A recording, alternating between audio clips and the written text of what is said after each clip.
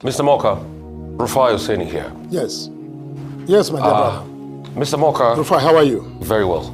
You said that the other political parties have not brought forward any, objection or any road plan of some sort or road map of their own ideas and solutions to the problem at hand. What you said is not correct. I will refer you to Punch newspaper, 29th May 2024, where Atiku Abubakar offered 6 ways to remodel Tinubu's policy. And you can check that reportage on that document. And where he pointed out his own point of view as regards the reforms, saying that they were not properly implemented, they were not properly addressed. Take, for instance, what he said in that document. Number 1, he talked about the fact that we have floated the currency, but we've not had commensurate effect because the way these policies were being marshaled out, that the benefit of floating the currency was supposed to gain advantage with our local productive industry. But we are not gaining that advantage because productivity is at an all-time low. What are the ancillary things, what are the ancillary, things to add to that productive capacity to be able to make us gain the benefit of a cheap naira, as it were? Number 1. Secondly, you talked about the coastal road that has a lot of transparency problem. A minister from the APC government sat down here just last week and affirmed to us that there was no independent competitive bidding process, that the contract was given to a company because they had worked in the past as regards a project that centered around the states where the president was governor, which is a violation of many laws of competitive bidding in the country. He said it, not my words. I also did ask for cost per kilometer of the project concluded. He said he will have to iterate the cost. But he said the first project cost they iterated was supposed to be 4 billion per kilometer, but I am asking for the concluded cost per kilometer, which is a case of transparency issues. Leading up to that coastal road, we also talked about EIA and other sundry problems around the coastal road. The increase in electricity tariff, which my colleague Vimbai reported today, has led to people that can even afford increased tariff to go to other forms and go off the grid.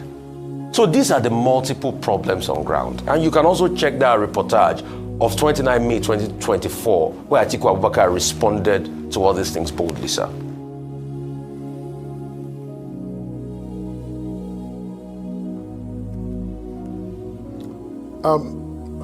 I take it that you're done with your question. Yes, sir. My dear brother, Rufai,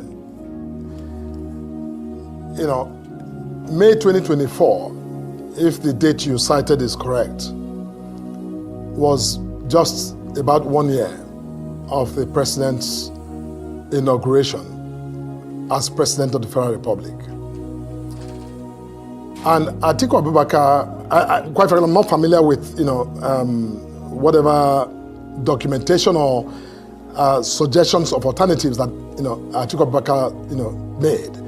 But what I do know, and I would think what Nigerians know, is that Mr. Alhaji Abubakar, the former vice president,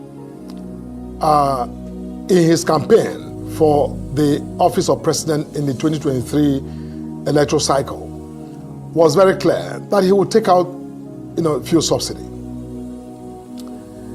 Rufai, there's no romantic way to remove any system of dependency of anything. If you bring your friend to live in your house for 10 years without rent-free, and you provide him breakfast, lunch, and dinner, the day you decide that you need that space and you need him out to go commercial and rent his own space, I bet you that individual, even if he doesn't tell you, will feel like you are putting him out into the cold, because he's become accustomed to living, life in your home for free. There's no way, all of these stories, told by everybody and by anybody, whether it's Atiku Abubakar or Peter Obi or, even my bosom friend, Professor Patu told me about how, President Tinubu could have, done the subsidy in a way that is, very, romantic. And look, there's no such thing. There's no such thing.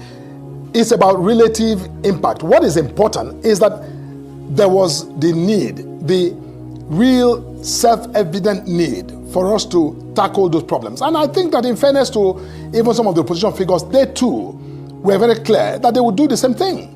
Now, this revisionist idea, what you call alternative, suggestions by Atiku Abubakar, now because, in hindsight, 1 year later, you are not the president, you campaigned to be president, you were not elected, and the man who became president is enacting policies that, clearly, are superior even to your attempt to, suggest, a policy position. You now begin to second guess and, talk about, maybe you should have done, 6 months later or 3 months later or done with this and that. Look, all that is neither here nor there. What we are dealing with today, and I think that the result of this president's, bold strategic intervention, demonstration of political will to tackle that elephant in the room that was sitting there for decades, that no president before him had the audacity and the political will to tackle, that I think is, worth celebrating, because it set this country at a fundamental level straight. It's provided opportunity for us to rise beyond all of this, quibblings and tweaking of, systems. Point is, our economy is doing better, never has been stronger. The macroeconomic evidence is there. You on this station, I watch you every day and I hear you, say them. But, yes, whether we want to acknowledge them the way we should acknowledge them is a different matter. But, I think everyone is clear. International institutions are also clear about this.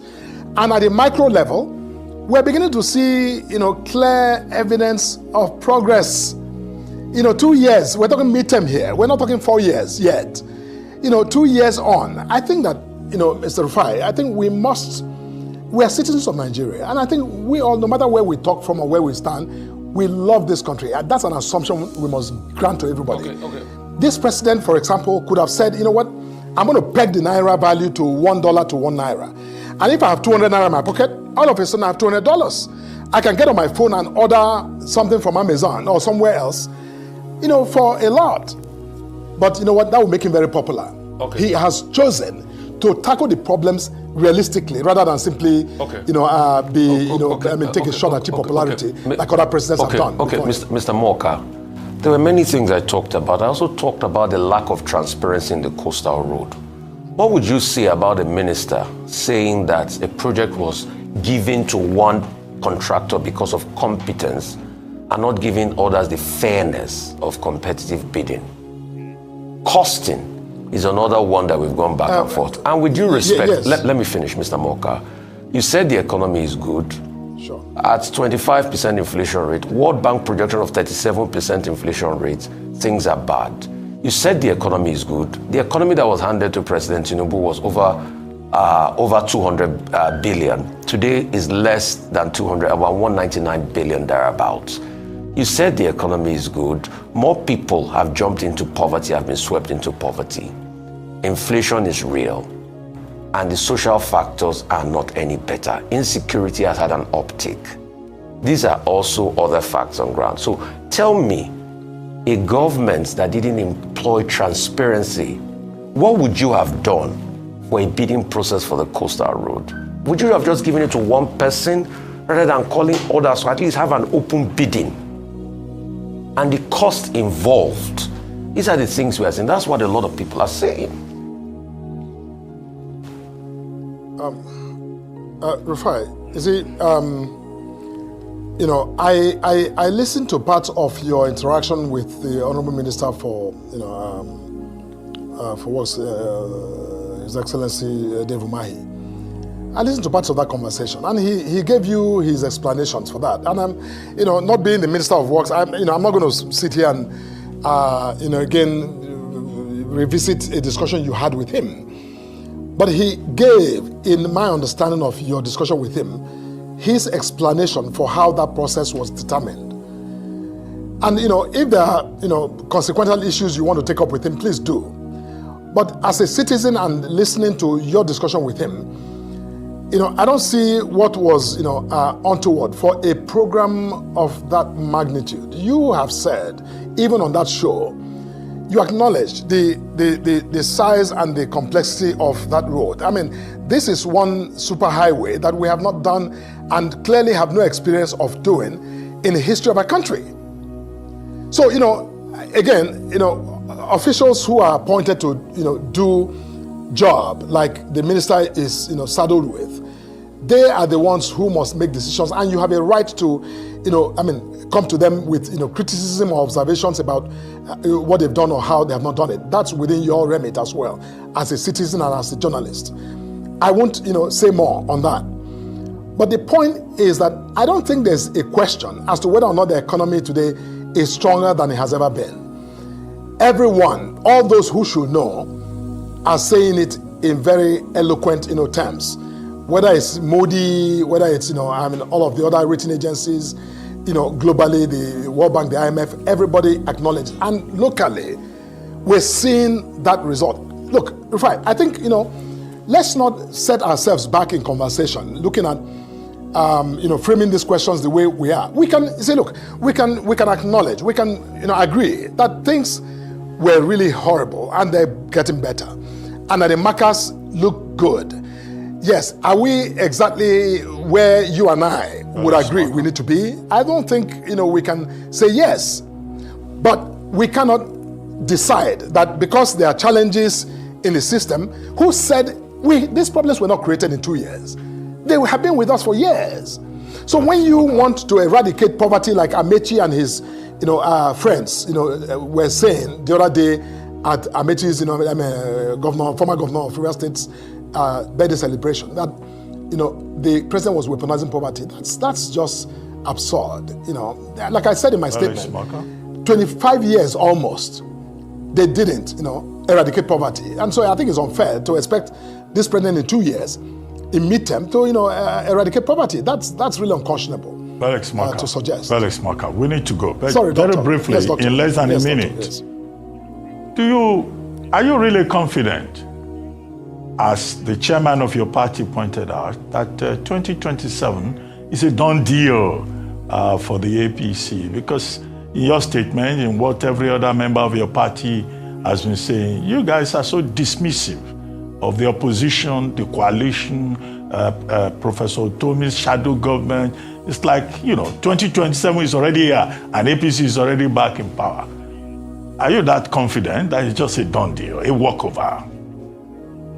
Briefly, please. Yes, Doctor. Look, it's not about confidence. It's not about walkover. Nobody is taking anything for granted. We're working hard to win the confidence of Nigerians and to win their support in the next election. But with a country that is over the last quarter of 2024 that's growing at 4.6, when even some of the so-called richest countries of the world are growing under 1%, with trade surplus that no one denies in Nigeria, with fiscal viability of states, where state governments and local governments are getting more money to deliver services and goods, and with no alternative method to really heal this country. That birthday party by Rotimi Amechi, I am sure, Dr. Abati, that you didn't come away with any specific suggestion or prescription for what, as alternatives for what this president is doing to what this president is doing. Dr. Abati, we are hopeful and we are going to work hard, even harder in the next 2 years, to justify the confidence that Nigerians have in our party. People are coming because they are confident that President Tinubu is on the right track. That's why they're joining our party, even though they like to say, we are simply, having a stick, beating them to join the party. We're not. I get your point. We're working hard to end that confidence. I get your point. And 2027 will come and we will see the outcome. Yeah, this is also what we have always said on this table, that it's the people of Nigeria that should determine, not party chieftains saying it's a done deal, nobody can shake us. Let the people choose.